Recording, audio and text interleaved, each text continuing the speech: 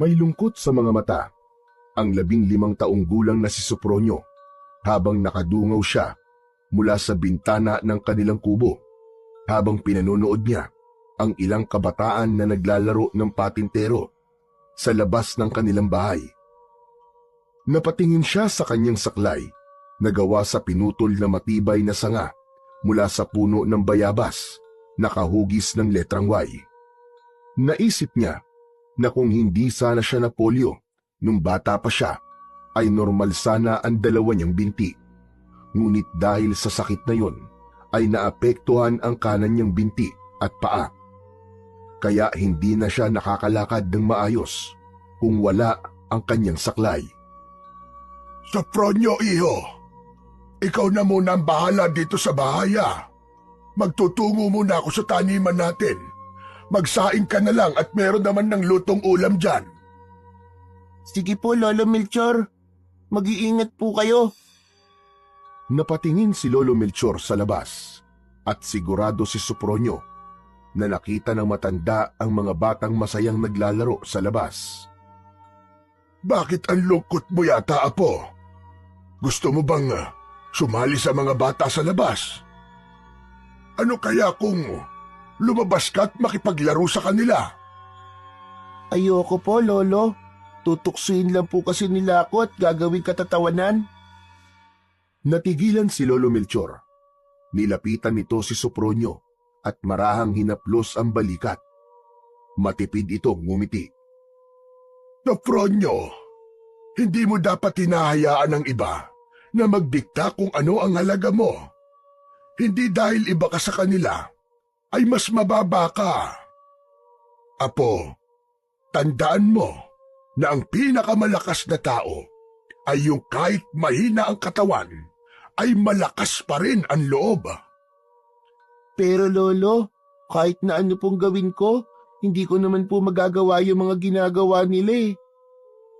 Hindi man pareho kaya mong gawin sa kanila, may bagay na ikaw lang ang makakagawa. Darating ang araw na malalaman mo yon. Pero sa ngayon, ang mahalaga, huwag mong hayaang mawala ang ngiti diyan sa mga labi mo. Napatitig si Sopronio sa mga bata sa labas. Unti-unting gumaan ang kanyang loob sa mga sinabi ng kanyang lolo. Muli siyang tumingin kay Lolo Melchor. Pero sa pagkakataon na yon, ay nakangiti na siya. Salamat po, Lolo. Kasi palagi niyo pong pinaparamdam at pinapaalala po sa akin na kahit po may kapansanan po ako, ay hindi po dapat ako nalulungkot. Sige, Apo. Ikaw na ang bahala dito sa bahay natin. Aalis na ako. Mag-iingat po kayo, Lolo. Matapos yun, ay umalis na si Lolo Melchor. Saglit pang tumitig si Sopronio sa mga batang naglalaro. Pagkatapos ay kinuha niya ang kanyang saklay at dahan-dahang lumayo sa bintana. Mula pagkabata ay laging tahimik si Sopronio. Sa murang edad na 5 taon ay nagkasakit siya ng polio na nagdulot ng pagkapilay sa kanyang kanang binti.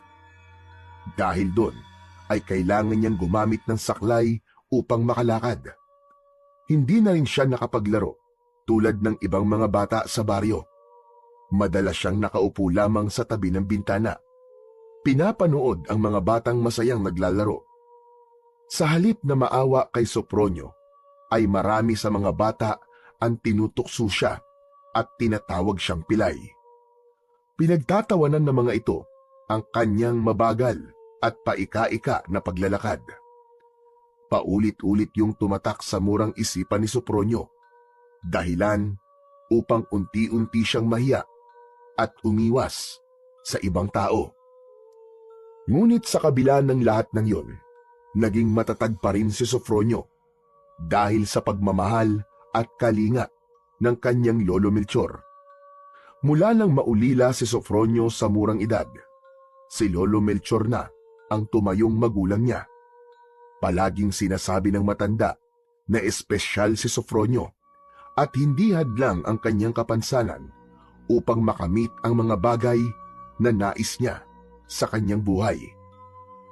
Sa kabila ng simpleng buhay nila sa baryo, Ginawang masaya ni Lolo Melchor ang kanilang araw-araw. Lagi nitong pinaparamdam kay Sofronio na hindi siya nag-iisa. Sa puso ni Sofronio, si Lolo Melchor, ang kanyang lakas sa mundong tila naging hindi patas sa kanya. Kahit may kapansanan si Sofronio, ay hindi nun nahadlangan ang pagtulong niya sa kanyang lolo, lalo na sa mga gawaing bahay. Sa edad na 15, ay kaya na niyang magluto. Nakakapagwalis din siya sa paligid ng kanilang kubo at nakakapaglaba.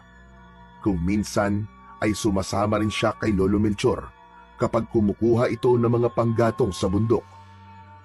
Isang umaga, matapos mag-almusal, ay nagtungo sina Sofronio at Lolo Melchor sa bundok upang manguha ng panggatong. Dala ni Lolo Melchor ang isang sako at isang itak. Pagdating nila sa bundok, sinimulan nilang maghanap ng mga natuyong sanga at kahoy. Maingat na inilagay ni Sofronio ang mga nakolekta niya sa loob ng sako, habang pinuputol naman ni Lolo Melchor ang mas malalaking piraso ng kahoy upang magkasya yon sa sako. Matapos mapuno ang kanilang sako, napagdesisyonan nilang magpahinga sa ilalim ng isang malaking puno. Umupo sila sa malaking ugat ng puno at inilabas ni Lolo Melchor ang kanilang baon na nilagang kamote at tubig na nakalagay sa isang plastik na bote. Habang kumakain sila, napansin ni Sofronio ang napakatayog na puno sa tabi nila. May pagkamangha na tinignan niya yon dahil napakalaki talaga ng katawan ng puno. Lolo, gaano kaya katanda na ang punong to? Sa tingin ko, mas matanda pa yan sa akin. Marami pang mas matatandang puno dito sa bundok, baka akala mo, Sofronio. Sumandal si Sofronio sa puno at pinunasan ang pawis sa noo gamit ang laylayan ng kanyang damit. Parang napakalaking biyaya po ng bundok na ito sa atin, Lolo. Lahat po ng kailangan natin, parang nandito na po. Kahoy, mga halamang gamot, at kung ano-ano pa. Totoo yan na po. Pero hindi lang yan ang mga naibibigay ng bundok sa atin. Alam mo ba, ang bundok ang humaharang sa malalakas na bagyo.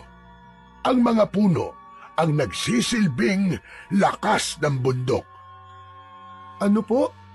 Lakas ng bundok? Ano pong ibig niyong sabihin, Lolo? Para kasing niyayakap ng mga puno ang bundok, Apo. Sila ang nagbabantay at nagpapatibay dito. Kapag nawala ang mga puno, maaaring gumuho ang bundok. At kapag nangyari yon, ay tiyak, malaking trahedya ang mangyayari sa baryo natin. Matatabunan ng lupa mula dito sa bundok ang lugar natin. At habang buhay tayong mababaon sa lupa. Biglang sumagi sa isip ni Sofronio ang imahe ng gumuguhong lupa na sumasakop sa kanilang baryo. Nakaramdam siya ng kaba at takot sa kanyang dibdib. Hala, nakakatakot naman po yun, Lolo. Iniisip ko lang po na mangyayari yun. Kinikilabutan na po talaga ako. Huwag kang matakot, Apo. Disiplinado naman ang mga tao rito sa atin. Walang pumuputol ng puno sa bundok na ito. Kaya ligtas tayo. Alam ng lahat na importante ang mga puno dito sa bundok. O hala siya, tara na. Umuwi na tayo para makapagluto na at makakain na tayo. Tumayo si Sofronio at inayos ang kanyang saklay. Habang binabaybay nila ang daan pauwi, ay naisip niya na napakalaking bagay talaga ng bundok at mga puno sa buhay nilang lahat. Hindi lang ito nagbibigay ng ilang pangangailangan nila, kundi nagbibigay din ito ng proteksyon sa kanila mula sa iba't ibang kalamidad. Isang umaga, habang mag-isa si Sofronio sa kanilang kubo, ay nakita niya mula sa bintana ang isang grupo ng mga lalaki na kasamang naglalakad ng mayor ng kanilang lugar. Nasa unahan ang mayor nila, habang kausap ang isang lalaking matangkad. Medyo malaki ang katawan at may makapal na balbas na bahagyang natatakpan ang bibig nito. Hindi alam ni Sofronio, ngunit nakaramdam siya ng kakaiba. Lalo na at tila seryoso ang usapan ng mayor at ng lalaking may balbas. Nakita niya na nagtungo ang mga yon sa daan, papunta sa bundok na mas lalo niyang ipinagtaka. Pagsapit ng hapon, ay dumating na si Lolo Melchor mula sa maghapon nitong trabaho sa bukid. Agad na napansin ni Sofronio na tila may mabigat na problema ang lolo niya nang umupo ito sa sahig ng kanilang kubo. Lolo? Teka lang po, bakit parang ang lalim po ng iniisip nyo? May nangyari po ba, Lo? May masamang balita, Apo. Kanina, habang ako'y nasa bukid, narinig ko mula kay Nestor na pumayag daw ang mayor natin na magputol ng mga puno sa bundok ang isang grupo ng mga lager mula sa Maynila. Hindi ko maintindihan kung bakit hinayaan yun ng ating mayor na parang hindi niya alam kung ano magiging epekto kapag nawala ang mga puno sa bundok. Nagulat si Sofronio sa sinabi ng kanyang lolo at biglang naalala ang nakita niya kanina. Kaya pala, Lolo. Kaya pala, may mga lalaking pumunta dito kanina kasama ang mayor. Baka sila po yung mga magpuputol ng puno kasi nakita ko silang nagpunta po sa bundok eh. Malamang, Apo, sila ngayon. Nakakalungkot isipin na kahit alam ng mayor natin ang halaga ng bundok, ay pumayag pa rin siya. Pero Lolo, hindi ba delikado yun? Paano po kung magdulot yun ng sakuna? Baka po gumuho ang bundok kapag nawala po ang mga puno. Matatabunan po tayo, Lolo. Tama ka, Apo. Yan nga rin ang naiisip ko. Kaya nga hindi kami papayag. May mga tao na rin sa baryo natin na nagkaisa para harapin ang mayor at pigilan ang balak nila. Pero sana, makinig naman si mayor. Sana nga po, Lo. Ayokong mawala ang mga puno sa bundok kasi panigurado po na tayong mga narito sa baryo mapeperwisyo. Ayoko pong gumuho ang bundok, Lo. Matatabunan po talaga tayo, Lo, pag nagkataon. Huwag kang mag-alala, Apo. Dahil gagawin namin ang lahat para maprotektahan lamang ang bundok. Mahal ito ng mga tao rito, kaya hindi nila basta-basta hahayaang sirain ito ng kung sino mang mga dayo. Naramdaman ni Sofronio ang determinasyon ng kanyang lolo at sa puso niya, umasa siya na mapipigilan ng kanyang lolo at ng iba pang tao sa lugar nila ang pagputol ng mga puno sa kanilang bundok. Nang sumunod na umaga, matapos mag-almusal, ay nakita ni Sofronio na nagbihis ng maayos si Lolo Melchor. Habang sinusuklay ng matanda ang manipis nitong buhok sa harap ng maliit na salamin na nakasabit sa dingding, ay hindi na napigilan ni Sofronio ang magtanong. Lolo, aalis po ba kayo? Oo, Apo. Pupunta kami ng ilang mga taga-baryo sa opisina ni Mayor. Kakausapin namin siya para makiusap na wag nang ituloy ang pagputol ng mga puno sa bundok. Sana naman po makinig po sa inyo si Mayor. Hindi ba nila naiisip kung gaano kahalaga ang mga puno sa bundok? Lumapit si Lolo Melchor kay Sofronio at hinaplos ang balikat ng bata.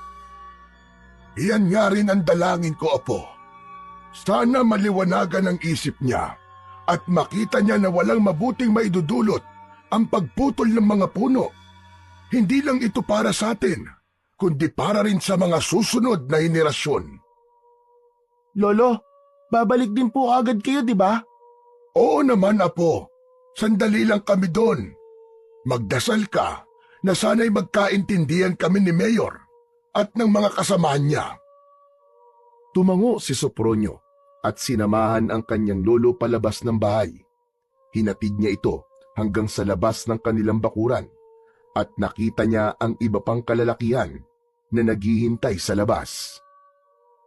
Mag-iingat po kayo, Lolo! Huwag kang mag-alala, Apo. Babalik agad ako.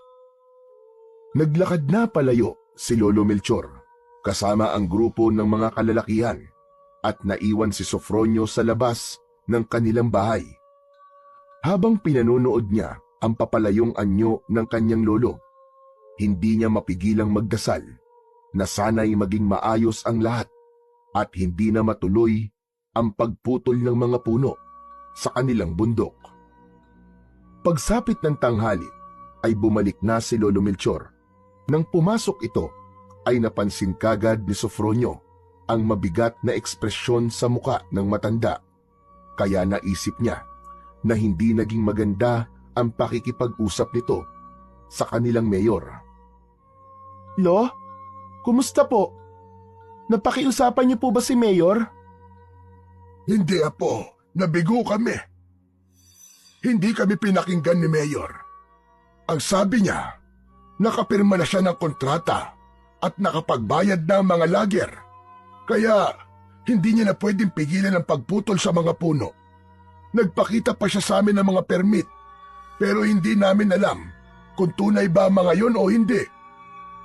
Hindi po ba naisip ni Mayor ang magiging epekto nun sa atin? Umiling si Lolo Melchor. Bakas ang lungkot at pagkadismaya sa mukha nito. At sabi ni Mayor, gagamitin daw niya ang pera na ibabayad ng mga lager para mas pagandahin ang lugar natin. Pero alam mo, Apo, duda ako sa sinabi niyang yon. Kilala ang Mayor na yon sa pagiging kurap. Sigurado ko na sa bulsa lang niya mapupunta ang perang yon. Lolo, ibig po bang sabihin nito ay tuloy na po talaga ang pagpuputol ng mga puno sa bundok? Hindi pa rin kami sumusuko, Apo. May mga tao pa rin handang ipaglaban ang bundok natin. Gagawin namin ang lahat ng aming makakaya para mapigilan ang pagputol ng mga puno. Bumakas ang kaba at takot sa mukha ni Sofronio. Alam niya na lahat sila ay maaapektuhan kapag natuloy ang pagputol ng mga puno sa kanilang bundok. Humiling siya na sana ay maliwanagan ang isip ng kanilang mayor at huwag nitong pairalin ang pagiging mukhang pera. Makalipas ang ilang araw, nagulantang ang mga tao sa lugar ni Sofronio sa ingay ng parating na mga truck. Mula sa bintana ng kanilang kubo, nakita niyang nagkukumahog ang mga tao, kabilang na si Lolo Melchor, upang salubungin ang 4 na truck na magkakasunod. Nakita ni Sofronio ang malalaking makina at gamit sa pagputol ng mga puno na sakay ng mga truck.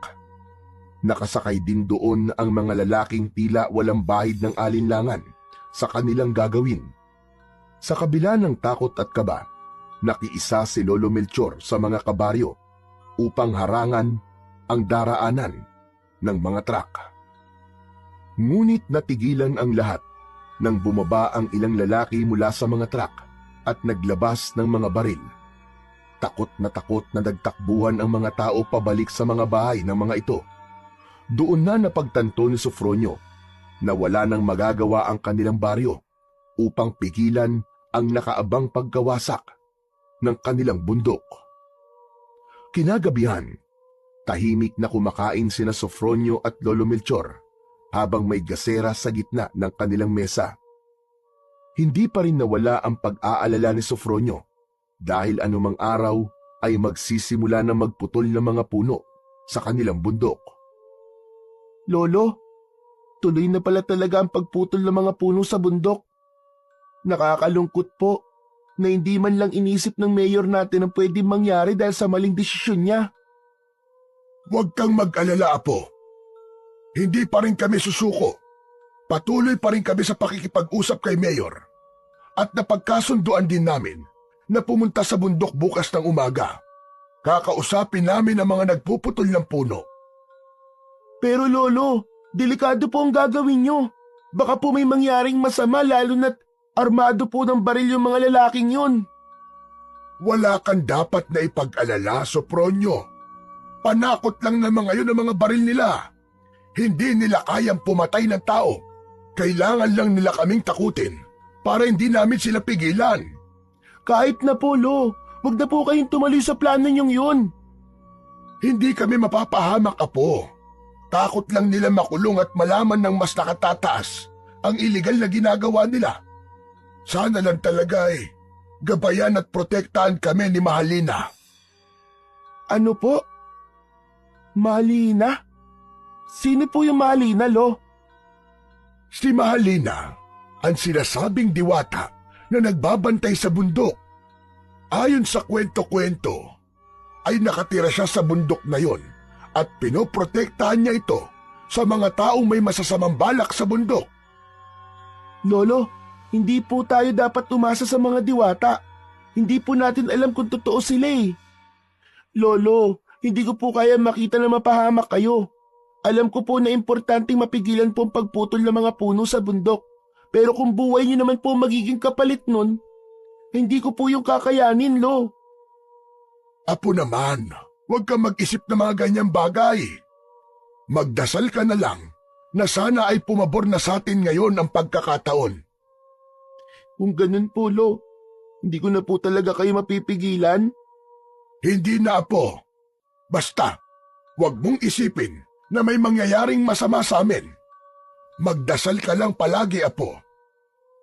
Sige po. Basta, Lo, mag-iingat po kayo, Isang matamis na ngiti ang pinakawalan ni Lolo Melchor. Ramdam pa rin ni Sofronio ang kaba at takot. Ngunit napilitan na lang siyang maniwala sa sinabi ng lolo niya na walang mangyayaring masama sa mga ito. Tanging ang pagdarasal na lamang ang nagbigay sa kanya ng lakas upang hindi mawalan ng pag-asa na magiging maayos din ang lahat. Kinabukasan, matapos mag-almusal, ay malungkot at kinakabahan na pinanood ni Sofronio ang paghahanda ni Lolo Melchor sa pagpunta sa bundok upang kausapin ang mga nagpuputol ng puno. Sofronio, aalis na ako at baka naghihintay na sa akin ang mga kasama ko. Yung sinabi ko sa iyo ipagdasal mo kami. Baka po pwedeng wag na po kayong tumuloy, Lo. Kinakabahan po kasi talaga ako para sa inyo eh. Apo, napag-usapan na natin to kagabi. Hindi pwedeng hindi ako tumuloy doon. Kailangan kong makiisa sa pinaglalaban ng mga tao rito sa ating lugar. Para naman sa ating lahat ito, Apo. Pero Lolo, natatakot po talaga ako para sa inyo eh. Natatakot din ako, Sopronio. Pero kung palagi tayo magpapatalo sa takot, ay walang mangyayari sa buhay natin.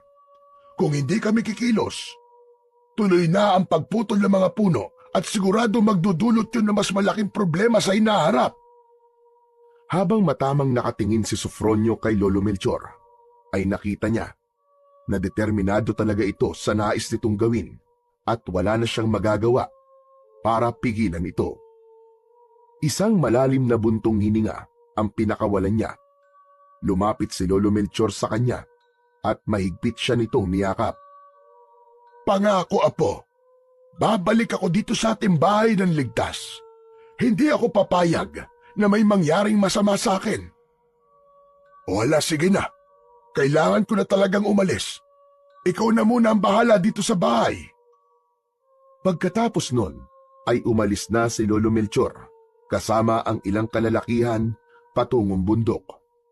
Iniwan nito si Sofronio na nakatayo sa pintuan habang ang mukha niya ay puno ng pagkabahala.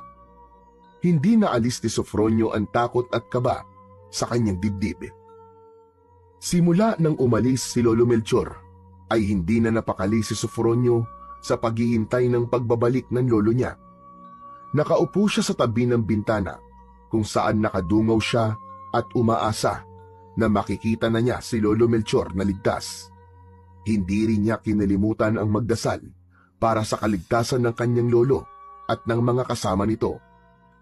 Naisip niya rin na kung hindi lang sana siya pilay, ay kanina pa niya sinundan ang lolo niya sa bundok. Ngunit wala siyang magawa, kundi maghintay at umasa. Pagsapit ng hapon, biglang may narinig si Sofronio na kaguluhan mula sa labas ng kanilang bahay. Kinuha niya ang kanyang saklay at nagmamadaling lumabas ng kubo. Agad niyang nakita ang isang grupo ng kalalakihan na buhat ang isang dugoang lalaki. Ang damit nito ay puno ng dugo at may malalim na sugat sa dibdib na halatang dulot ng tama ng baril. Ang kanyang puso ay tila tumigil sa pagtibok dahil sa takot habang pinagmamasdan ang kalunos-lunos na itsura ng lalaki. Hindi niya nakita si Lolo Melchor sa grupo na mas lalo siyang kinabahan. Sa gitna ng matinding takot at kaba, ay tila nakakita siya ng liwanag nang makita niya si Lolo Melchor na papalapit. Nagmamadali niya itong sinalubong kahit hirap siyang maglakad. Nang malapitan niya ito, ay niyakap niya ito ng mahigpit na parang ayaw niya nang pakawalan. Lolo, akala ko po kung ano na po nangyari sa inyo. Sobrang kaba ko po talaga kanina. Natakot po ako, lo. Huwag kang mag-alala, Apo. Nandito na ako. Pero sa loob na tayo ng kubo mag-usap. Madali ka. Kumalas siya sa pagkakayakap at nagsimula na silang maglakad pabalik sa kanilang kubo. Panay ang sulyap ni Sofronio sa dugo ang lalaki na pinagtutulungang buhatin ng mga kalalakihan na sa tingin niya, patay na ang lalaking yon. Pagdating nila sa loob ng kubo, ay naupo sila sa sahig na kawayan. Ano po nangyari, Lolo? Bakit po may dugo ang lalaki? Maayos naman sana ang lahat nung una. Kinausap namin ang mga nagpuputol ng puno, lalo na si Hector na leader nila. Pero hindi nagtagal ay nagkainitan. Hindi sila handang makinig. Bigla na lamang naglabas ng baril si Hector. Nagpaputok siya ng maraming beses. Ano po? Bakit niya po ginawa yun? Wala naman po kayong ginawang masama, di ba? Tama ka, po, wala nga. Pero pilit niya kaming pinapalayas hanggang sa tinamaan si Joel ng bala. Hindi nila kami pinayagan na dalhin siya kagad sa ospital. Pinagbantaan pa kami ni Hector. Ang sabi niya, kapag nagsumbong daw kami sa mga pulis, pati pamilya namin ay idadamay nila. Nanlumo si Sofronio sa narinig. Hindi niya maipaliwanag ang takot at lungkot na lumukob sa kanya. Lolo, wag na po kayong babalik doon ha, delikado po. Paano po kung may masama po mangyari sa inyo? Kayo naman po yung mabaril. Hindi ko po kakayanin yun, Lo. Naiintindihan ko ang takot mo, Apo. Pero hindi pwedeng ganito na lang. Pansamantala, hihinto muna kami sa pagtungo sa bundok. Pero gagawa pa rin kami ng paraan. Hindi namin pwedeng hayaan na sirain nila ang bundok natin. Mahalagang protektahan natin ito, Apo. Kahit na mahirap at mapanganib. O maging buhay pa namin ang kapalit. Hindi sumagot si Sofronio. Nakaramdam siya ng konting ginhawa na pansamantala munang hihinto ang lolo niya. Pero nanatili pa rin ang kaba sa kanyang puso. Sa isip niya, ang laban na yon ay hindi lamang laban para sa kalikasan, kundi laban din para sa kanilang buhay. Sa mga sumunod na araw, ay nasaksihan nila Sofronio ang unti-unting pagbabago sa bundok na dati ay luntian dahil sa dami ng mga puno roon. Ang ilang bahagi ng bundok ay naging kalbo na at tuwing umaga hanggang hapon ay nadidinig nila ang tunog ng chainsaw. Ang mga puno na dati ay nagsisilbing kanlungan ng mga ibon at hayop ay pinutol isa-isa. Ang mga kalalakihan na dating matapang na sumasama kay Lolo Melchor upang ipaglaban ng mga puno sa bundok ay natakot ng tumutol sa grupo ni Hector dahil sa pagkamatay ni Joel.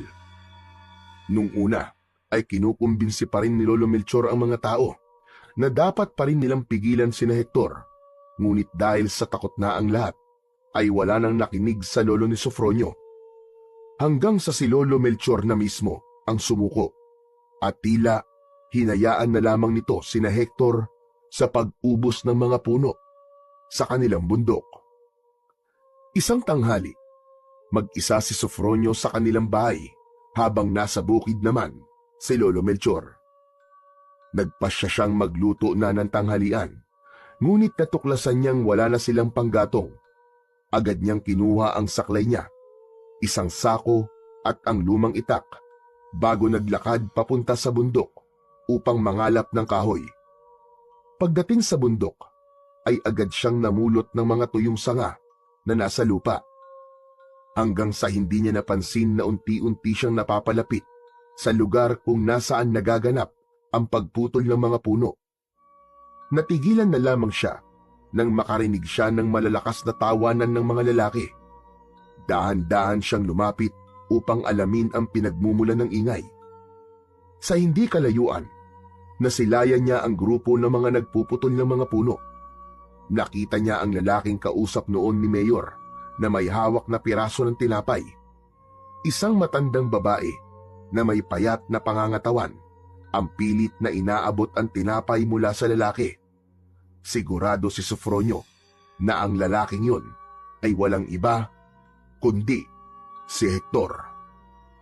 Habang nangyayari yun, ay malakas na tumatawa ang ibang lalaking naroon. Nakaramdam si Sofronio ng matinding awa para sa matandang babae. Hindi niya matiis ang ginagawa ng mga lalaki rito, kaya lakas loob siyang lumapit sa mga lalaki. Napatingin ang lahat sa kanya. Huminto ang tawanan ng mga lalaki nang makita siya. Agad niyang kinausap ang matandang babae. Lola, ano pong ginagawa niyo rito? Nagugutom kasi ako, Utoy. Wala na akong makain dito sa bundok. Napilitan akong humingi ng tulong sa kanila. Ay sabi nila, ibibigay nila ang tinapay kung kaya ko yung maabot.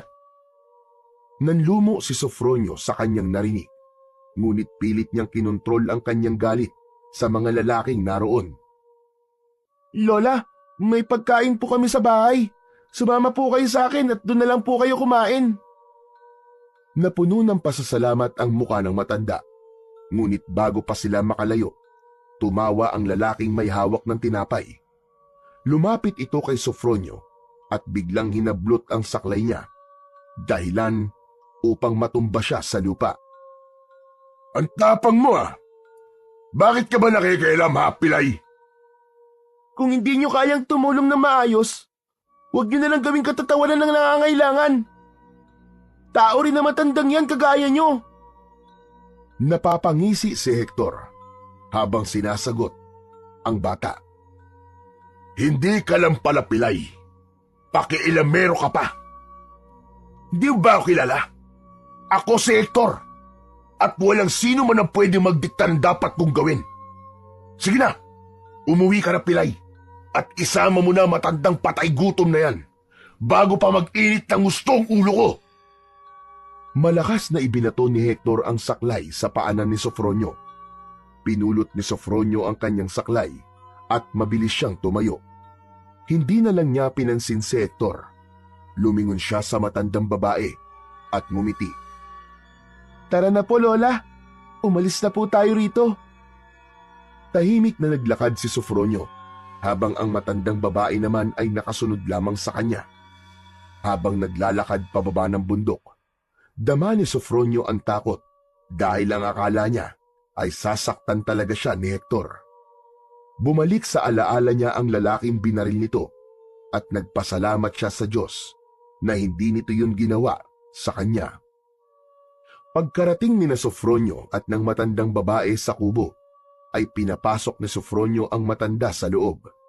Pinaupo niya ito sa hapagkainan nila at nagpaalam siya rito na magluluto muna siya ng nilagang kamote. Lumabas na siya at kinuha niya ang panggatong na nasa sako at nagtungo siya sa likod ng bahay kung saan naroon ang lutuan. Hinugasan muna niya ang mga kamote at inilagay yon sa kalderong may tubig. Sinimulan na niyang magpaapoy sa kalan at sa kanya isinalang ang kaldero. Bumalik na kagad si Sofronio sa loob ng kubo upang kumustahin ang matandang babae. Ayos lang po ba kayo, Lola? May iba pa po ba kayong kailangan? Utoy, baka pwedeng makahingi ako ng tubig. Sandali lang po, Lola. Ikukuha ko po kayo. Kumuha si Sofronio ng baso mula sa istante. Pinuno niya yun ng tubig mula sa tapayan at inabot sa matandang babae. Maraming salamat, Utoy. Napakabait mong bata. Salamat at tinulungan mo ko. mula sa mga salbahing lalaking yon. Abay, Utoy, ano nga ba ang pangalan mo? Ako po si Sofronio, Lola. Huwag niyo na pong alalahanin ang ginawa ko. Ginawa ko lang naman po ang tama.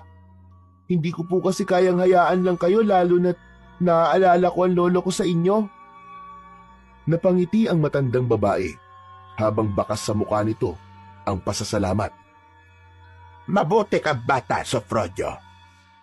Sana ay marami pang katulad mo. Pero bakit mo naisip na tulungan ako? Alam ko po kasi, Lola, na hindi po tama na gawing katatawanan ng kapwa, lalo na ang mga nangangailangan. Matanda na po kayo. Tsaka, hindi rin po kayo dapat tumingi ng pagkain sa mga lalaking yun, Lola. Wala po silang puso. Hindi ko alam yun eh. Isa pa, wala na akong magawa. Desperado na ako.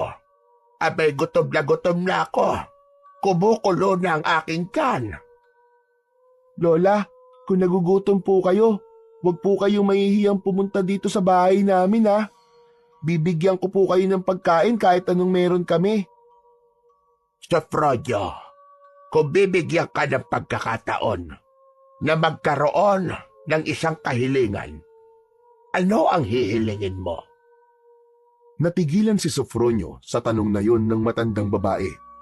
Isang bagay lamang ang pumasok sa isip niya ng sandaling yon. Sana po, mahinto na po ang pagputol ng mga puno sa bundok.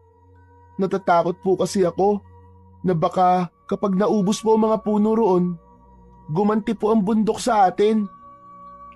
Habang nagsasalita si Sofronio, napansin niyang titig na titig sa kanya ang matanda na para bang binabasa nito ang kanyang buong pagkatao. Bahagyang nakaramdam ng kilabot si Sofronio sa paraan ng pagtitig nito sa kanya. Lola, bakit may nasabi po ba akong mali? Wala naman. Humahanga lang ako sa'yo. Napakabata mo pa, pero hindi ka makasarili. Ang kailangan mo ay hindi para sa sarili mo, kundi para sa kapakanan ng lahat. Itinuro po sa akin yun ng lolo ko. Ang sabi po niya, wag daw po ako maging makasarili at kung may kakayahan akong tumulong, ay tumulong ako. Tama ang lolo mo. At sa wakas, nahanap ko na ang matagal ko nang hinahanap. Nagulat si Sofronio sa sinabi ng matandang babae. Ano po? Matagal na hinahanap? Ano pong ibig niyong sabihin, Lola? Ngunit hindi sinagot ng matandang babae ang tanong na yon ni Sofronio. Sa halip, ngumiti lamang ito. Baka luto na ang niluluto mo. Aba, gutom na talaga ako. 1 linggo na akong hindi kumakain. Ay, sandali lang po at titignan ko po sa likod. Lumabas si Sofronio ng bahay. Nagmamadali siyang nagtungo sa likod at nang buksan niya ang kaldero ay nakita niyang luto na ang mga kamote. Kumuha siya ng basahan at maingat niyang kinuha ang kaldero mula sa matibay na kawad na nagsisilbi nitong hawakan. Matapos yun, ay naglakad na siya pabalik sa loob ng kubo.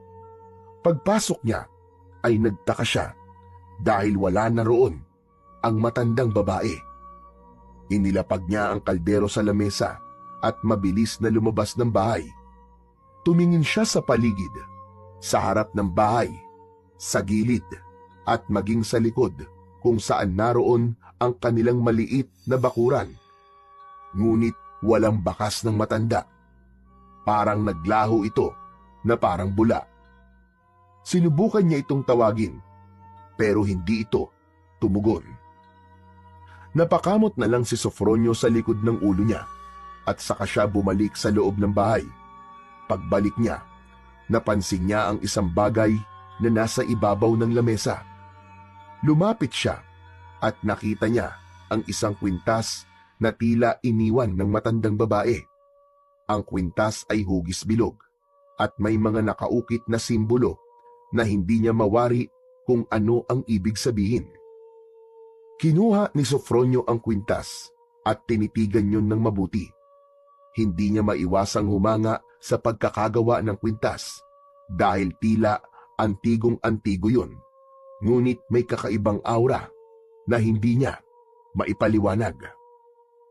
Hala, siguro kay Lola ito.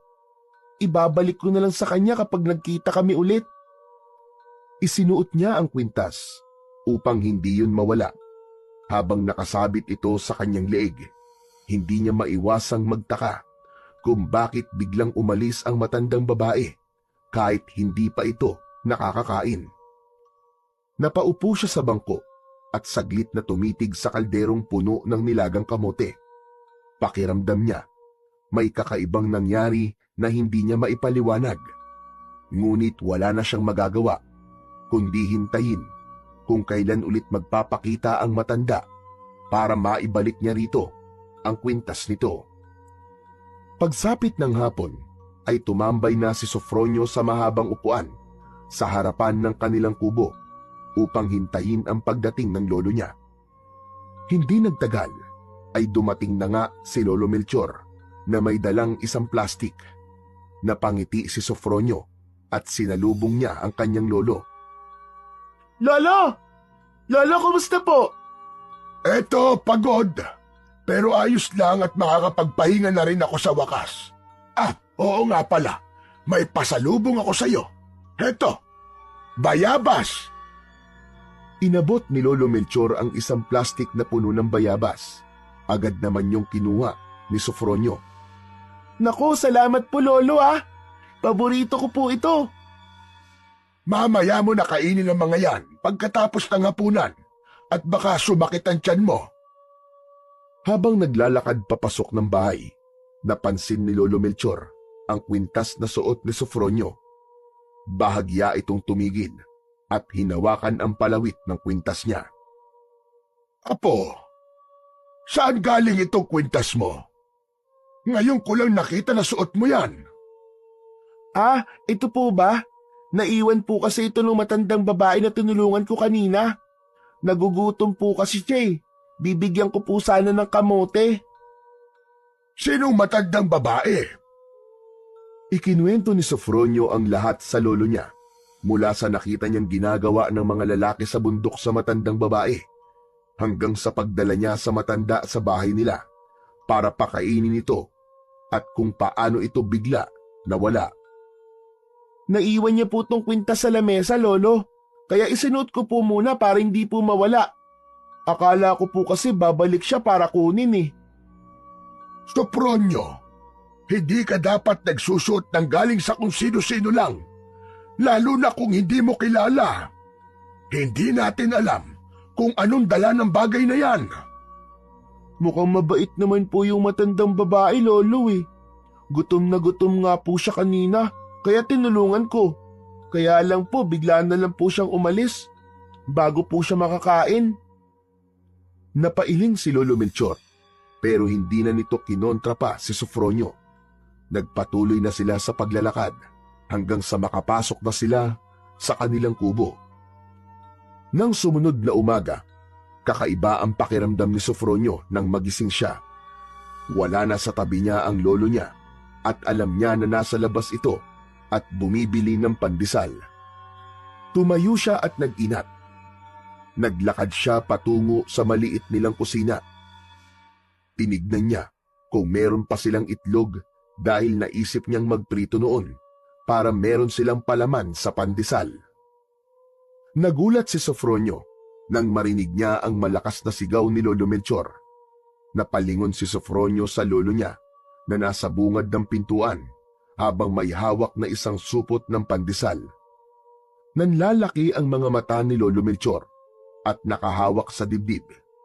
Sa itsura nito ay tila nakakita ito ng multo. Lolo, ayos lang po ba kayo? Hindi nakapagsalita ang lolo niya, kaya naglakad siya palapit dito. Hindi pa rin niya napagtanto kung ano ang ikinagulat nito. Sofronio! Aba, mabaging Diyos! Nakakalakad ka ng walang saklay! Napahinto si Sofronio sa gitna ng kanyang paghakbang. Nanginginig niyang tinignan ang kanyang mga binti at paa. Laking gulat niya nang nakita niya na hindi na payat at tuyot ang kanyang kanang binti at paa. Normal na yon, gaya ng kaliwa niyang binti. Nanatiling nakatayo si Sofronio.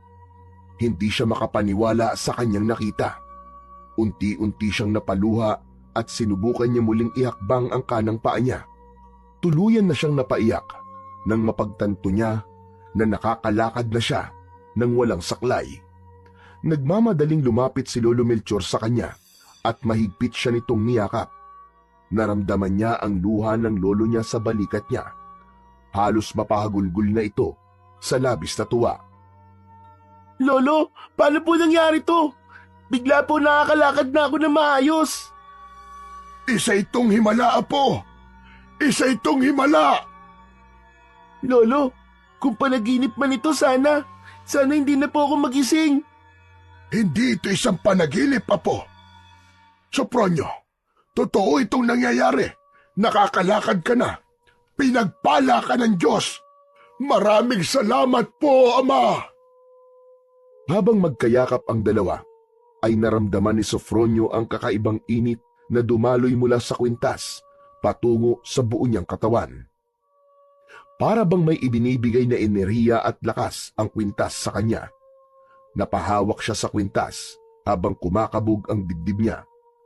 Kumalas siya mula sa yakap ni Lolo Melchor at tinignan ang lolo niya ng may halong pagtataka at kaba. Lolo, hindi po kaya dahil sa kwintas po na suot ko kaya nakakalakad na ako ng maayos? Simula po kasi nang isuot ko ito, ay biglaan na lang po ako nakalakad. Baka naman nagkataon lang, Apo. Ang mahalaga ngayon ay nakakalakad ka na. Huwag na natin isipin kung bakit o paano. Pero Lolo, parang may kakaiba po talaga sa kwintas na ito eh. Sofronio, minsan ang mga bagay na hindi natin may paliwanag ay dapat hayaan na lang nating manatiling misteryo. Basta, nakakalakad ka na ng maayos. Yun na lang ang isipin mo. Napakasaya ko para sa iyo, Apo. Pinagmasdan ni Sofronio ang kwintas na hawak niya. Tila may kung anong misteryo ang bumabalot doon. Ngunit tulad ng sinabi ng lolo niya, marahil ay nagkataon lamang ang lahat. Naisip niya na ano nga ba ang magagawa ng isang kwintas para makalakad siya ng maayos. Mabilis na kumalat sa lugar ni na Sofronio ang hindi maipaliwanag na paggaling ng kanyang kanang paa. Ilang araw din na naging usap-usapan ang tila isang himala na nangyari yon kay Sofronio. Bagamat hindi rin alam ni na Sofronio at Lolo Melchor ang eksaktong dahilan kung bakit nakakalakad na siya ng ayos, ay ipinagpasalamat na lamang nila yon sa Diyos. Ngunit ang kwento tungkol kay Sofronio ay mabilis na nakalimutan ng mga tao nang kumalat naman sa lugar nila ang balita na may nakitang mga aswang ang isang babae sa bakuran nito. Ayon sa babaeng nakakita, ay nagising ito sa ingay ng mga alaga nitong baboy. Nang sumilip ito sa bintana, ay may nakita itong dalawang nilalang na galing sa kulungan ng baboy, at nang maglakad ang mga yon palayo, ay doon nito napagtanto na mga aswang ang dalawang nilalang. Kinabukasan ng umaga, nakita nito na patay na ang mga alaga nitong baboy. Wakwak ang tiyan ng mga yon at nagkalat ang mga lamang loob sa kulungan. Dahil sa kwentong yon ay napuno ng takot ang mga tao, maging sina Sofronio at Lolo Melchor. Isang gabi, habang kumakain ng hapunan, ay hindi naiwasang magtanong ni Sofronio sa lolo niya tungkol sa bagay na yon. Lolo, sa tingin niyo po ba totoo yung kumakalat na kwento tungkol sa mga aswang dito sa atin? Naniniwala ako na totoo ang mga aswang, Apo. Pero hindi ako masyadong kumbinsido sa kwento na kumakalat dito ngayon. Maaaring tao ang pumatay sa mga baboy, kaya mas nakakatakot kung ganun. Yun nga rin po ang naiisip ko, Lolo eh. Hindi po kaya sina Hector ang may kagagawan nun? At bakit mo naman nasabi yun, Apo?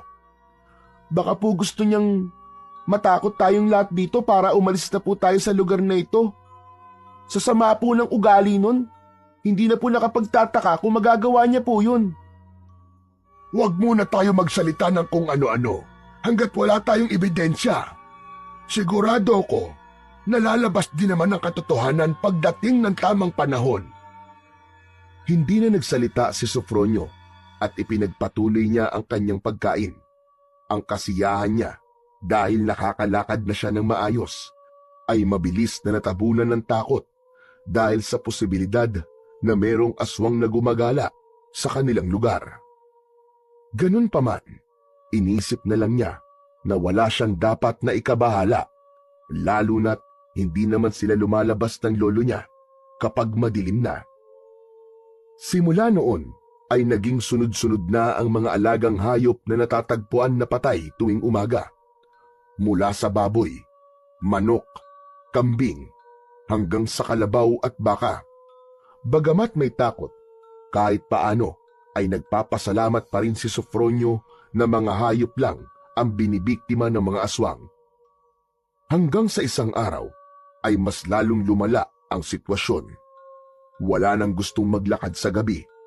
Ang lahat ng pinto at bintana ng mga bahay ay sinisiguro ng lahat na nakasarado bago lumubog ang araw. Subalit isang umaga, nagising ang buong baryo sa nakakakilabot na balita. Isang residente na si Mang Roque ang natagpo ang patay sa talahiban.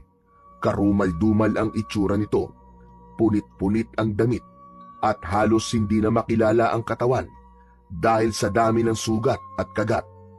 Ang paligid ng katawan nito ay puno ng sariwang dugo.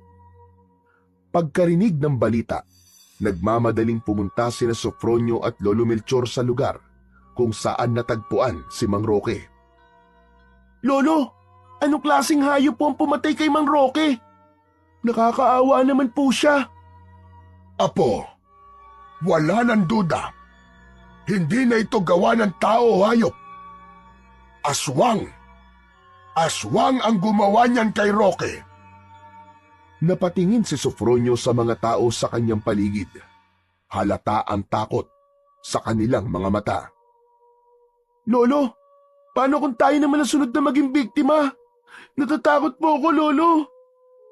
Huwag kang mag-alala, Apo. Gagawa tayo ng paraan para protektahan ang sarili natin. Pero kailangan nating maging mas maingat simula ngayon. Mula noon, lalong lumalim ang takot sa puso ni Sofronio. Hindi niya maintindihan kung bakit biglang dumating ang ganung lagim sa kanilang lugar. Ngunit sa kabila ng takot, alam niyang kailangan nilang kumilos bago pa mas maraming buhay ang masayang at mawala. Isang gabi, habang mahimbing na natutulog si Sofronio, ay dinalaw siya ng isang panaginip. Sa kanyang panaginip, bigla siyang bumangon sa pagkakahiga at naglakad siya palabas ng kanilang bahay. Pakiramdam niya ay para siyang tinatawag ng isang boses na nanggagaling sa bundok. Hindi niya alam kung bakit, pero patuloy siyang naglakad hanggang sa makarating siya sa madilim at masukal na parte ng bundok. Nagising si Sofronio nang may maramdaman siyang malamig na hangin na humahampas sa kanyang muka. Sa pagmulat ng mga mata niya, ay nagtaka siya nang malaman na wala siya sa higaan, kundi nandoon talaga siya sa bundok. Anong nangyari? Teka, bakit nandito ako? Napahawak siya sa kanyang ulo habang pilit na inaalala kung paano siya napunta roon. Nagkaroon siya ng hinala na baka naglakad siya habang tulog siya. Aalis na sana siya nang bigla siyang may narinig na kaluskos mula sa likod ng isang malaking puno. Napahinto si Sofronio at kinabahan siya. Mula sa likod ng puno ay biglang lumitaw ang matandang babae na tinulungan niya noon. Nakangiti ito habang dahan-dahang lumalapit sa kanya. Lola? Ano pong ginagawa niyo rito? Dahil dito ako nakatira sa bundok. Napatingin si Sofronio sa kwintas na suot niya. Hinawakan niya yon ng mahigpit. Lola, Sa inyo po ba itong kwintas na ito? Oo, tama ka.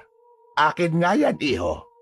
Iniwanan ko yan sa bahay nyo nung huli tayong nagkita. Kung ganun po, ibinabalik ko na po ito sa inyo, Lola. Hinubad ni Sofronio ang kwintas mula sa kanyang leeg at iniabot yon sa matandang babae. Ngunit itinulak nito pabalik ang kanyang kamay. Hindi mo na kailangan ibalik sa akin yan, Sofronio. Regalo ko yan sa'yo. Ikaw ang nararapat na magmay-ari niyan. Busilak ang puso mo at matagal ko nang hinahanap ang taong pagbibigyan ko niyan. Pero bakit po? Ano po ba ang kwintas na ito, Lola? Yan ay isang makapangyarihang mutya. Sinisiguro nito na matutupad ang pinakamalalim na ninanais ng puso ng taong karapat-dapat na magmay-ari nito. Kung ganun po, ang kwintas ko po ang dahilan kung bakit nakakalakad na po ko. Tama ka, Sofronio. Tinupad niyan ang hiling ng iyong puso. Magsasalita pa sana si Sofronio nang biglang nagliwanag ang matandang babae na nasa harapan niya. Napapikit siya sa sobrang tindi ng liwanag at nang muli niyang idilat ang kanyang mga mata, ang matandang babae ay nagbago ng anyo. Isang napakagandang diwata ang nakatayo sa kanyang harapan. Meron itong mahabang buhok na kumikislap na parang bituin at ang suot nito ay naging makulay. Ang matandang babae ay naging isang napakagandang diwata sa isang kisap mata. Saglit na natulala si Sofronio at nang bumalik ang kanyang kamalayan, ay mabilis siyang tumalikod at magtatangka sanang tumakbo palayo. Ngunit sa kanyang pagharap, naroon na naman ang diwata sa kanyang harapan. Napaluhod siya sa labis na takot. Wag! Wag niyo po akong sasaktan! Parang awa niyo na po! Wala kang dapat ikatakot, Sofronio. Dahil hindi kita sasaktan. Sino ka ba? Anong kailangan mo? Ako si Mahalina, ang diwatang nagbabantay sa bundok na ito. Napakunot ng noo si Sofronio. Ano? Ikaw po si Mahalina? Kung ganon, totoo pala ang kwento ni Lolo tungkol sa diwata na nagbabantay sa bundok na ito. Tama ang sinabi ng iyong Lolo. Ako ang nagbabantay dito. At nang makita kita, Sofronio, nakita ko ang kabutihan ng iyong puso. Kaya ibinigay ko sa iyo ang mutya na suot mo ngayon. Napatingin si Sofronio sa kwintas at hinawakan niya yon. Bakit niyo po ibinibigay sa akin to? Ano ba talaga ang mutya na ito? Makinig kang mabuti sa sasabihin ko.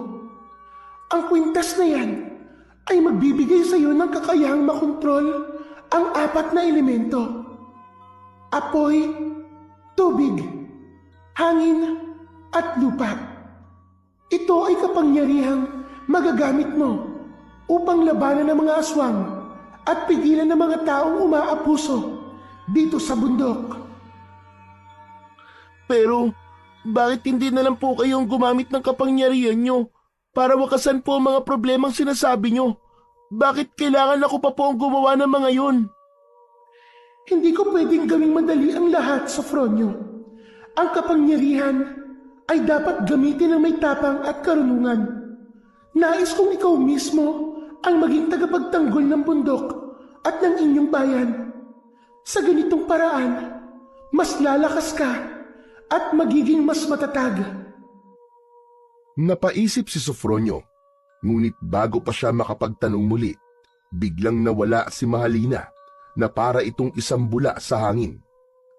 Naiwan siyang mag-isa sa gitna ng bundok. Hawak ang kwintas na tila lalong umiinit sa kanyang palad. Mahalina!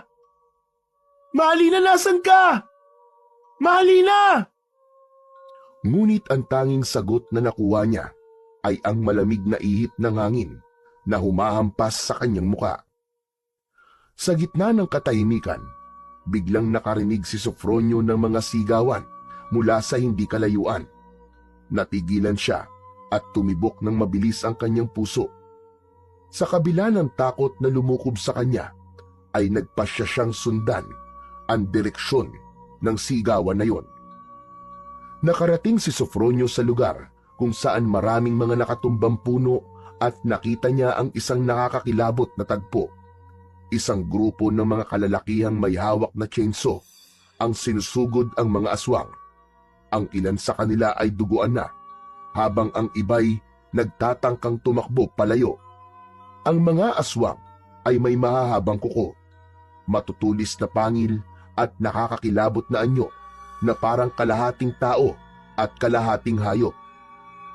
Mabilis na nagtago si Sofronio sa likod ng isang malaking puno habang pinag-iisipan niya kung ano ang kanyang gagawin.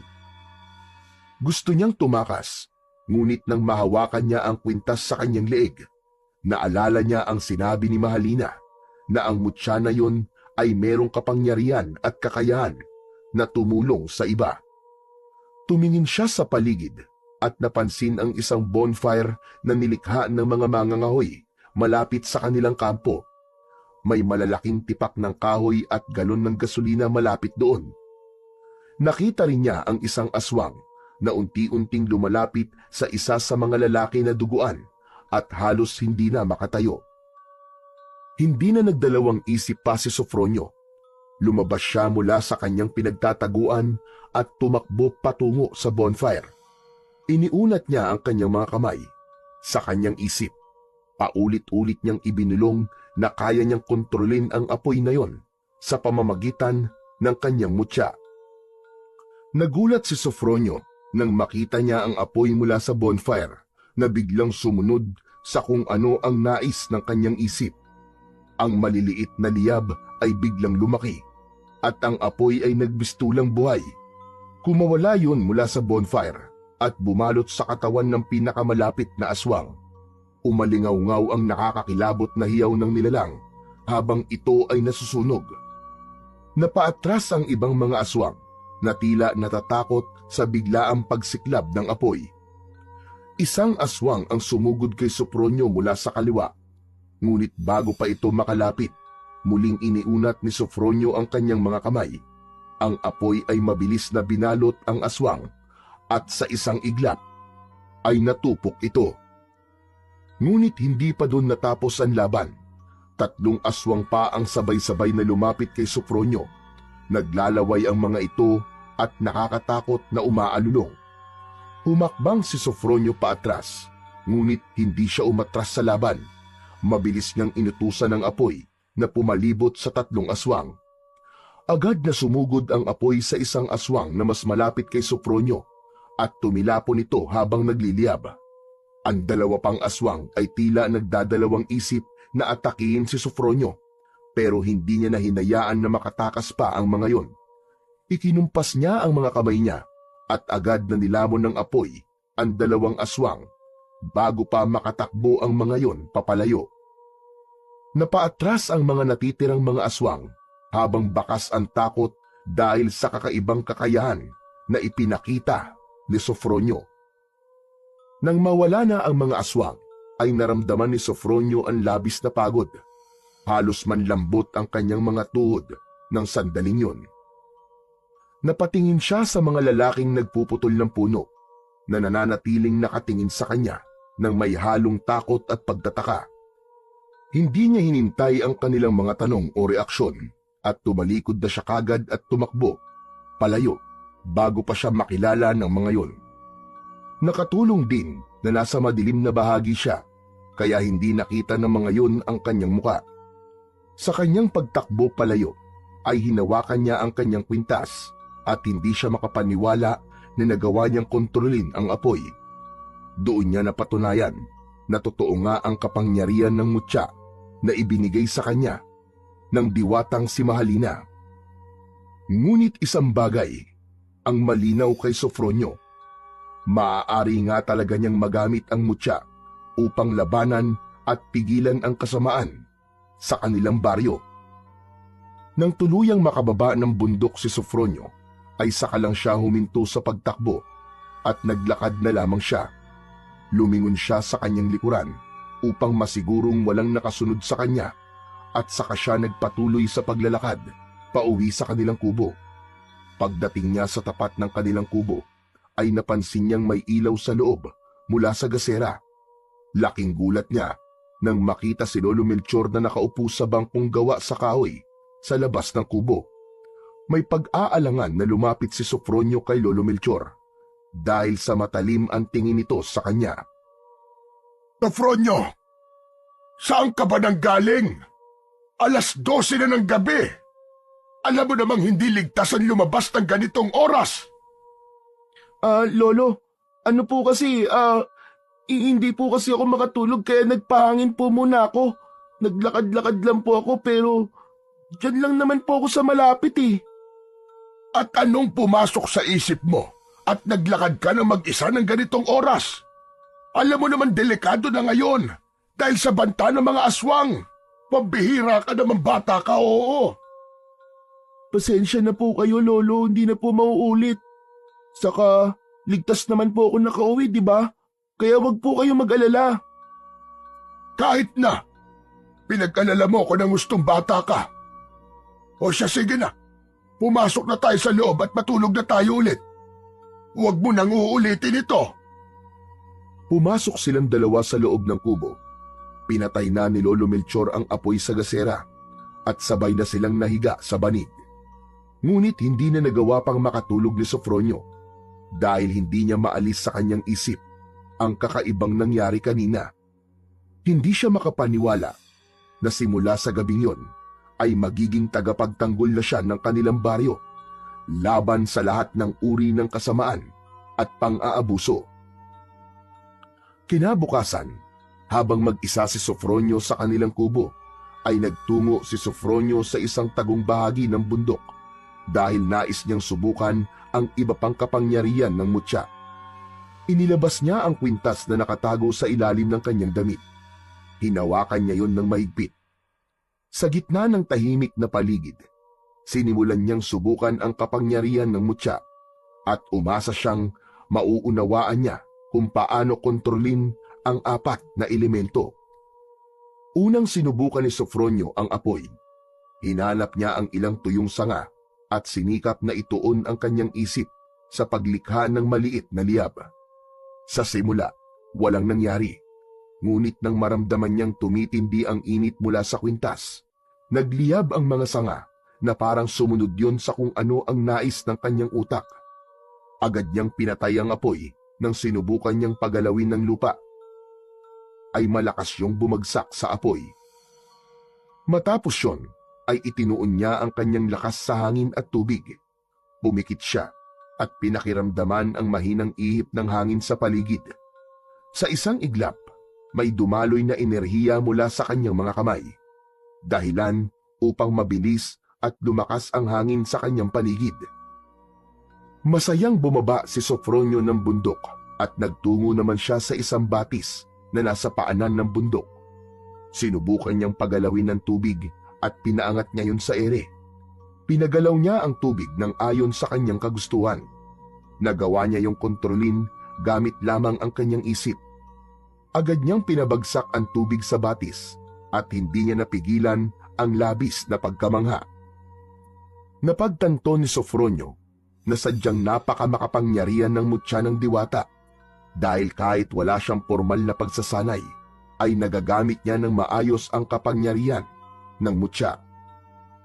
Isang gabi, abala si Sofronio sa loob ng kubo nila sa pagtitiklop ng mga damit nila ng kanyang lolo. Maya-maya pa ay narinig niya ang pagtawag ni Lolo Melchor sa kanya na nasa likod ng bahay dahil magluluto na ito ng pagkain nila para sa hapunan. Inihinto niya muna ang ginagawa at nagtungo sa kanyang lolo. Bakit po, Lolo? Bumili ka nga muna ng posporo sa tindahan ni Aling Talya. Naubusan na naman tayo ng posporo eh. Hindi ko napansin. Natigilan si Sofronio nang makita ang mga kahoy na panggatong sa kalan. Isang ideya ang pumasok sa utak niya.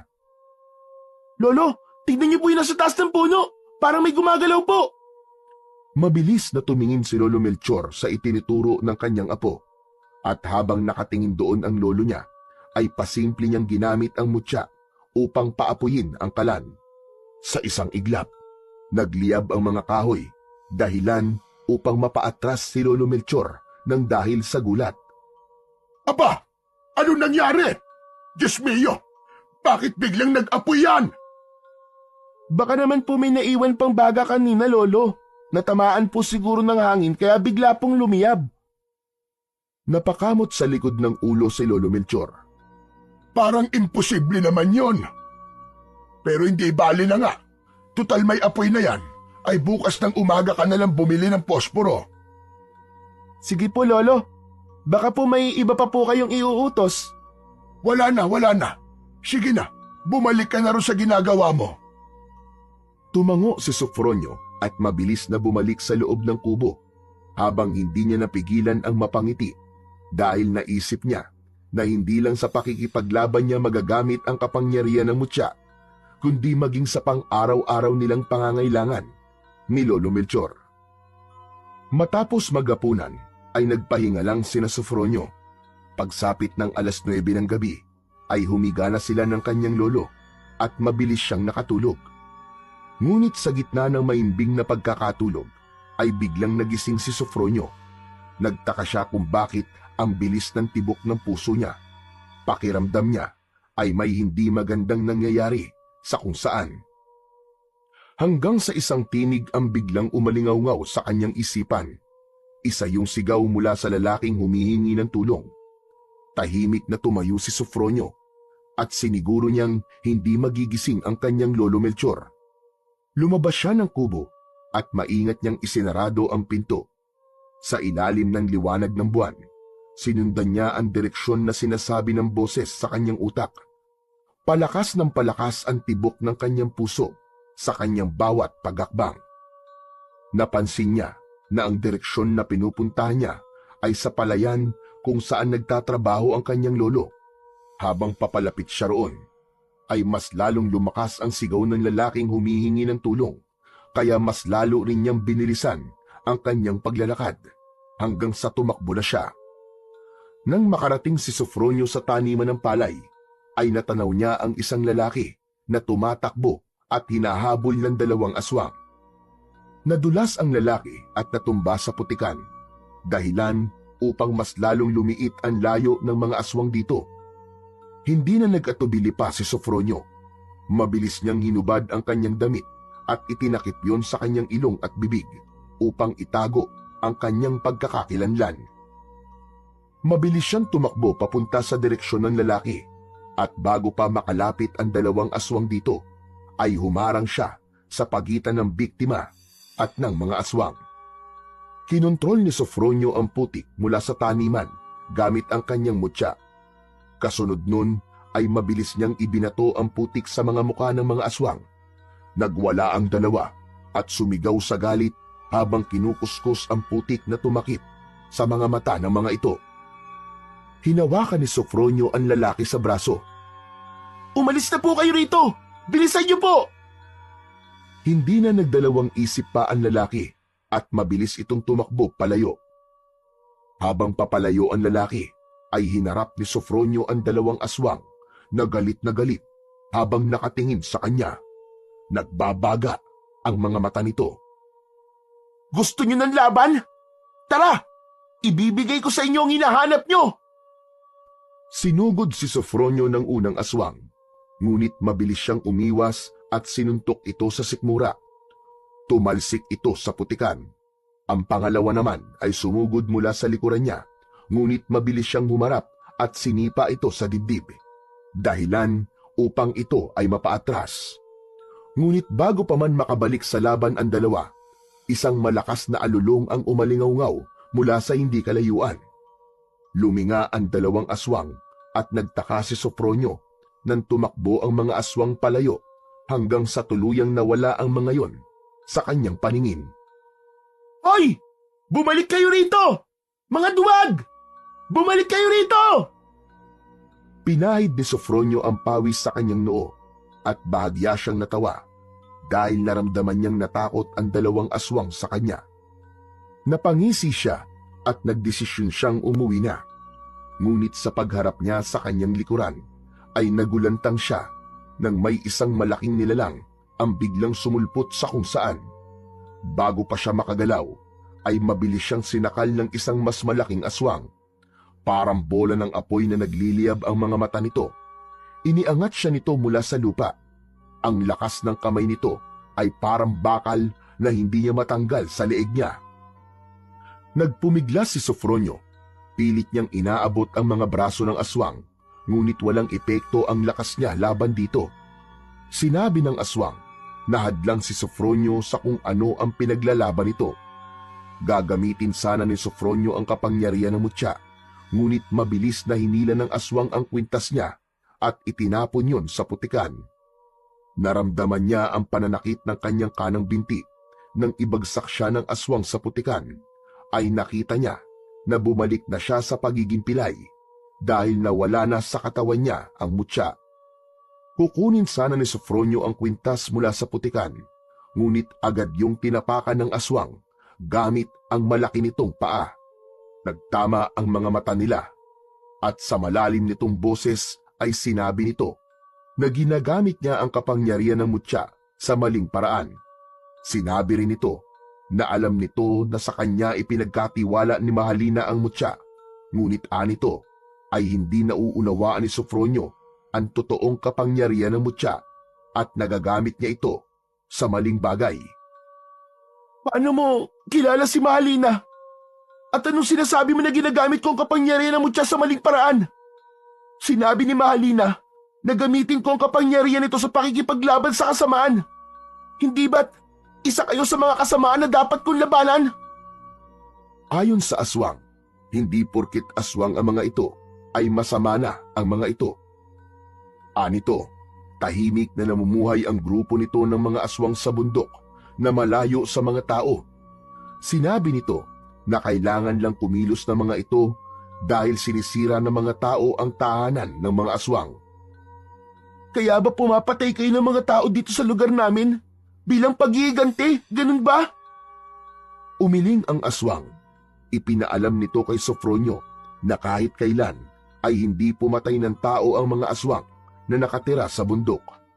Inamin nito na sila ang pumatay sa mga alagang hayop, pero ang mga pinatay na tao sa lugar ni Sofronio ay hindi kagagawan ng mga ito. Sinabi rin ng aswang na nais lang takutin ng mga aswang sa bundok ang mga tao, pero walang intensyon ang mga ito na pumatay. Sa tingin mo ba, maniniwala ako sa mga sinabi mo? Alam kong ginugulo mo lang ang isip ko. Sinabi ng aswang kay Sofronio na kailangan niyang imulat ang kanyang mga mata upang makita niya kung sino talaga ang totoong kalaban nila. Anito, parehas lang sila na nais protektahan ng bundok mula sa mga mapang-abusong tao. Matapos yun ay tumalikod na ang aswang at mabilis itong tumakbo palayo hanggang sa naglaho na yon sa dilim. Naiwang nakatulala si Sofronio at hindi makapaniwala sa mga narinig. Nang wala na ang aswang, kinalma niya ang sarili at kinuha niya mula sa putikan ang kwintas. Inayos niya ang naputol na tali at muling isinabit yun sa kanyang leeg. Naramdaman niyang unti-unting bumalik sa normal ang kanang binti niya. Habang nililinis ang putik sa kanyang kwintas, paulit-ulit niyang inisip ang sinabi ng aswang. Naguluhan siya at napatanong siya sa sarili. Kung totoo nga ba ang sinabi nito? At sino kaya ang sinasabi nitong totoong kalaban nila? Sa mga sumunod na araw, madalas na nakatulala lang si Sofronio habang nakaupo sa harap ng kubo. Pilit siyang naghahanap ng sagot sa mga tanong na gumugulo sa kanyang isipan. Napansin na ng lolo niya ang palagi niyang pananahimik, kaya isang umaga ay hindi na ito nakatiis na kausapin ang kanyang apo. Apo, ano bang iniisip mo dyan? At para kang palaging wala sa iyong sarili. Wala po, Lolo. Napapagod lang po ako siguro sa mga nangyayari po dito sa lugar natin. Sofronio, iho. Kilala kita. Hindi mo ako maloloko. Kung may bumabagabag sa'yo, sabihin mo sa akin na po. Wala po talaga, Lolo. Huwag po kayong mag-alala. Ayos lang po ko. Tumango si Lolo Melchor, ngunit halata sa mukha nito na hindi kumbinsido. Naglakad na ito pabalik sa loob ng kubo. Samantala, si Sofronio ay nananatiling nakaupo. Tumitig siya sa kalangitan na para bang hinahanap niya ang sagot sa mga ulap. Sa kanyang isip, paulit-ulit na umaalingaw-ngaw ang sinabi ng aswang na dapat niyang imulat ang mga mata niya upang makita niya kung sino ang totoo nilang kalaban. Habang iniisip yun, ay naisip niya ang patuloy na pagputol ng mga puno at ang unti-unting pagkakalbo ng bundok. Yung aswang, sinabi niyang hindi sila pumapatay ng mga tao. Pero ang mga tao, na tulad ni Hector, sila ang sumisira sa bundok. Sila ang dahilan kung bakit nawawala ng tirahan ng mga aswang. Tama, baka sila nga ang tunay na kalaban. Napasandal si Sofronio. Bumigat ang dibdib niya. Sa realisasyon na yon, unti-unti nang naging malinaw ang lahat sa kanya. Sa gitna ng kanyang pagmuni-muni, napagtanto ni Sofronio na masyado niyang ibinuhos ang atensyon sa mga aswang, na para bang ang mga ito ang ugat ng lahat ng kasamaan. Ngunit habang inaalala niya ang mga sinabi ng aswang at ang patuloy na pagkasira ng bundok, unti-unti niyang naunawaan na ang tunay na kalaban ay hindi ang mga nilalang na kanyang nilalabanan, kundi ang mga tao na tulad ni Hector, na mga gahaman at walang pakundangang sinisira ang kalikasan para sa sariling kapakinabangan. Ngunit naguguluhan pa rin siya dahil kung hindi ang mga aswang ang pumapatay sa mga tao sa lugar nila, ay mukhang may iba pa siyang kalaban bukod kay Hector at sa mga pumuputol ng puno sa kanilang bundok. Isang gabi, habang mahimbing na natutulog si Lolo Melchor, ay tahimik na lumabas si Sofronio ng kanilang kubo. Sa gabing yon, ay determinado na siyang pigilan si Hector sa pang-aabuso ng mga ito sa bundok at sa mga puno na naroon. Mabilis siyang naglakad patungo sa bundok. Hinanap niya ang kampo ni Hector at pagdating niya roon, ay nagkubli siya sa likod ng malalaking bato at mga damuhan. Mula sa kanyang pinagtataguan, tanaw niya ang ilang tent na nakatayo. Meron dong mga lalaking nag-iinuman, kabilang naroon si Hector na mayabang na nagsasalita. Hindi tayo titigil hanggat hindi nauubos ang lahat ng puno dito. At kapag tapos na tayo, may susunod na tayong bundok na pagpuputulan ng mga puno. Malaki ang kikitain natin dito. Kaya dapat ay bilisan natin ang trabaho natin. Nang marinig niya yon, parang apoy na sumiklab ang galit sa dibdib ni Sofronio. Ang tahasang paglapastangan ni Hector sa kabundukan at ang kawalang bahala ng mga ito sa kalikasan ay nagpatibay sa kanyang loob. Itinuon ni Sofronio ang atensyon niya sa apoy sa bonfire na nasa tabi ng mga lalaking nag-iinuman. Walang kamalay-malay ang mga yon na kinokontrol na niya ang apoy sa bonfire. Pinagalaw niya ang apoy at mabilis yun dumiretso patungo sa mga gamit sa pangputol ng mga puno. Sa isang iglap, nilamon ng apoy ang mga yon. Nagliyab ang mga gamit nila at nagtakbuhan sa pagkagulat ang mga tauhan ni Hector upang apulahin ang apoy, ngunit mas lalo pang pinagliyab ni Sofronio ang apoy. Magmadali kayo! Kumuha kayo ng tubig! Bilisan niyo! Biglang luminga si Hector na tila naramdaman nito ang presensya ni Sofronio, hanggang sa huminto ang mata nito sa kinaroroonan ni Sofronio at nagtagpo ang kanilang mga mata. Nanlaki ang mga mata ni Hector nang makita nito si Sofronio. Yung batang pilay! Walang hiya ka! Lumapit ka rito! Alam kong ikaw ang nagsunog ng mga gamit namin! Natigilan si Sofronio sa gulat, ngunit agad siyang nagpasyang tumakas. Sa likuran niya ay narinig niya ang mga sigawan ng mga tauhan ni Hector na nagsimulang humabol sa kanya. Habang papalapit ang mga yon, ay hinawakan ni Sofronio ang mutya at sinimulan niyang kontrolin ang lupa. Pinagalaw niya ang lupa at bigla yung nabiyak at nagkaroon ng malalim na hukay sa parte ng lupa kung saan naroon ang mga tauhan ni Hector. Nahulog ang mga yon sa hukay at umalingaw-ngaw ang malakas na sigaw ng mga yon. Napalingon si Sofronio at nakita niya sa hindi kalayuan si Hector na galit na nakatingin sa kanya. Muli siyang tumakbo ng mabilis. Ramdam niya na nakasunod si Hector sa kanya. Mabilis niya itong nilingon at doon niya nakita ang isang bagay na hindi niya kailanman inaasahan. Unti-unting nagbago ang anyo ni Hector. Ang mga mata ay naging matalim at mabalasik at ang mga kamay ay nagkaroon ng matutulis na kuko. Bumuka ang bibig nito at nakita niya ang matutulis nitong mga ngipin.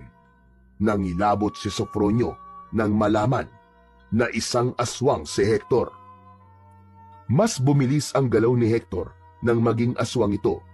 Bigla itong tumalon ng mataas at bumagsak ito sa likod ni Sofronio. Napasubsob siya sa malamig at matigas na lupa. Naramdaman niya ang bigat ng mga kamay ni Hector sa kanyang balikat. Agad na kumilos si Sofronio. Hinawakan niya ang kanyang mutya na nakasabit sa kanyang leeg. Lumakas ang hangin sa paligid nila at bumalot yon kay Hector. Tinangay ito ng hangin palayo kay Sofronio at malakas na tumama ang likod nito sa isang puno. Tumayo si Hector na parang walang nangyari dito, habang si Sofronio naman ay pilit ding tumayo kahit masakit na ang buo niyang katawan. Paano mo nagawa yun? Anong klaseng kapangyarihan ang meron ka? Hindi mo na dapat malaman, Hector! Sa bagay, kahit ano namang kapangyarihan ang meron ka, ay wala ka pa rin laban sa akin. Nagkamali ka ng kinalaban dahil ako ang pinakamalakas na aswang. Tinitigan ni Sofronio si Hector at sa kabila ng takot na nararamdaman niya ay nanatili siyang matatag. Sabihin mo, ikaw ba? Ikaw ba ang pumatay sa mga tao sa lugar namin? Oo, ako nga. May mga gabi na ang pagkauhaw ko sa dugo ng tao ay hindi ko napipigilan. Hindi lang pala ang bundok ang sinisira mo, kundi ang buhay naming lahat. Hindi nga pala mga aswang sa bundok ang totoong kalaban, kundi ikaw pala, Hector. Ikaw ang dahilan kung bakit marami ang taong nawawalan ng mahal sa buhay. Hinawakan ni Sofronio ang mutya at itinuon niya ang kanyang kapangyarihan sa pagpapagalaw sa lupa. Umuga ang lupa at nagkaroon ng bitak sa mismong kinatatayuan ni Hector. Ngunit bago pa bumuka ang lupa sa kinatatayuan nito, ay mabilis itong tumalon at bumagsak ito sa harapan ni Sofronio. Nanlaki ang mga mata ni Sofronio nang makita niya ang nakakatakot na itsura ni Hector nang malapitan. Mukhang alam ko na kung saan nanggagaling ang kapangyarihan mo. Ang kwintas na suot mo. Diyan nanggagaling ang kapangyarihan mo. Kailangan mapasa akin yan upang mas lalo akong lumakas. At sa tingin mo ba, ay hahayaan ko mapunta to sa kagaya mong sakim? Hindi kailanman, Hector. Hindi maapasa sa'yo to. Hablutin sana ni Hector ang mutya, ngunit mabilis at malakas itong sinuntok ni Sofronio sa dibdib. Sa lakas ng suntok ni Sofronio ay tumilapon si Hector ng ilang talampakan. Humandusay ito sa lupa, ngunit agad ding tumayo habang hawak ang kanyang dibdib. Matalim ang mga matang tinignan ni Sofronio si Hector. Alam niya na sa sandaling yon ay hindi na siya ang binatilyong pilay na umaasa na lang sa kanyang saklay. Ramdam niya ang paglukob ng kapangyarihan ng mutya sa kanya. Hayop ka, Hector! Sisiguraduhin kong matatapos na ang kasamaan mo ngayong gabi! Masyado kang mayabang. Hindi pa ipinapanganak ang taong tatalo sa akin. Mabilis na tumingin sa paligid si Sofronio. Napansin niya na kumikislap ang mga dahon sa sinag ng buwan. Nakita niya na maraming hamog ang nasa mga dahon. Sinimulan niyang kontrolin ang lahat ng mga hamog gamit ang malamig na hangin ay pinatigas niya ang mga yon, kaya nagyelo at inihugis niya ang mga hamog na gaya ng sa tinik. Agad niyang pinasugod ang matutulis na hamog kay Hector at bumaon yun sa iba't ibang parte ng katawan ng aswang. Malakas na napasigaw si Hector sa labis na sakit, ngunit mas lalo pa itong nagalit dahil sa ginawa ni Sofronio. Agad na tumakbo si Sofronio patungo kay Hector, ngunit sa kabila ng mga sugat ni Hector ay sinalubong pa rin nito si Sofronio. Nakatanggap si Sofronio ng malakas na suntok mula rito na tumama sa kanyang tiyan. Halos mawalan siya ng ulirat sa suntok na yon. Agad siyang lumayo kay Hector upang hindi na masundan pa ang pag-ataking ginawa nito. Nagpatuloy sa pakikipaglaban si Sofronio kay Hector. Lahat ng paraan para magamit niya ang rurok ng kapangyarihan ng mutya ay ginawa niya upang matalo si Hector. Ngunit hindi naging madali para kay Sofronio ang lahat, lalo na't ramdam niya ang lakas na meron si Hector. Hanggang sa nakita ni Sofronio ang isang malaking puno sa likod ni Hector. Isang ideya ang naisip niya. Agad niyang pinagalaw ang lupa kung saan nakatayo ang puno. Umangat ang mga ugat ng puno mula sa lupa at mabilis siyang bumagsak kay Hector.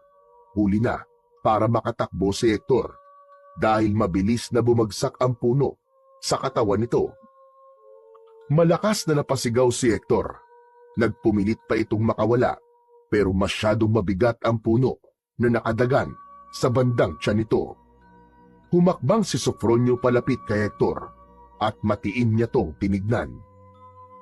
Kahit kailan, hindi magwawagi ang kasamaan laban sa kabutihan.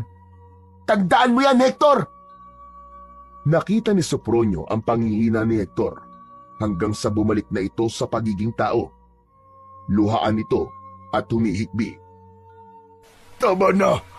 Sumusuko na ako! Suko na ako! Hindi ko na kaya! Parang awa mo na! Huwag mo akong patayin! Ang boses ni Hector ay puno ng pagmamakaawa na bahagyang tumusok sa puso ni Sofronio. Pinagsisisihan ko na ang mga nagawa ko. Nangangako ko na hindi na ako papatay ng mga tao at hindi ko na aabusuin ng kaligtasan. Basta't buhayin mo lang ako. Bigyan mo pa ako ng pagkakataon na magbago. Parang awa mo na. Nagmamakaawa ako sa iyo. Naramdaman ni Sofronio ang sinseridad sa mga salitang yun ni Hector. May habag siyang naramdaman para dito. Tinitigan niya ang mga mata ni Hector at nang makita niya ang labis na pagsisisi doon, ay nagdesisyon siyang bigyan pa ito ng isang pagkakataon. Gamit ang lakas ng kanyang kapangyarihan, ay mabilis na inalis ni Sofronio ang nakadagan na puno kay Hector. Salamat! Salamat! Maraming salamat! Siguraduhin mo lang na magbabago ka na, Hector. Dahil kung hindi, sa susunod ay hindi na ako magdadalawang isip na patayin ka. Yumukod si Sofronio para tulungan si Hector na makatayo. Ngunit nang makalapit siya rito, ay biglang hinablot ni Hector ang kwintas ni Sofronio. Sa bilis ng pangyayari, ay wala nang nagawa si Sofronio ang alisin ni Hector ang kanyang kwintas. Isinubo nito ang mutya at nilunok yon. Agad na bumalik sa pagiging aswang si Hector. Mabilis itong tumayo na parang walang nangyari dito. Mahigpit na hinawakan ni Hector ang braso ni Sofronio at inihagis siya nito. Nagpagulong-gulong siya sa lupa. Sinubukan niyang tumayo, ngunit agad din siyang natumba nang mapagtanto niyang bumalik na siya sa pagiging pilay. Wala kang isang salita, Hector! Nilinlang mo ako! Demonyo ka talaga! Sa tingin mo ba, talagang magbabago pa ako? Ngayon na nasa akin na ang kwintas mo, ay mas lalo pa akong lalakas. Nararamdaman ko na ngayon ang kakaibang lakas sa katawan ko.